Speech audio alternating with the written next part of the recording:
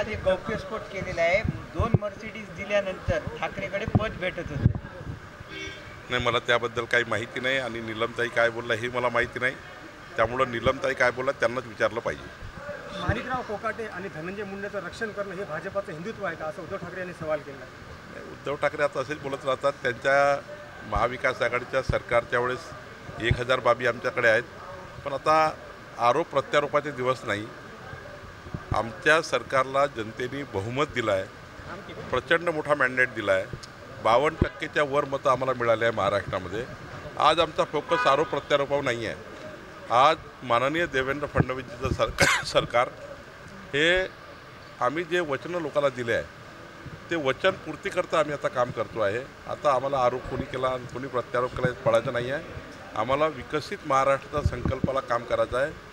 माननीय देवेंद्र यांच्या नेतृत्वातलं सरकार मराठवाडा, विदर्भ, संपूर्ण महाराष्ट्राचा विकास कसं करेल याकरता आमचा फोकस आहे.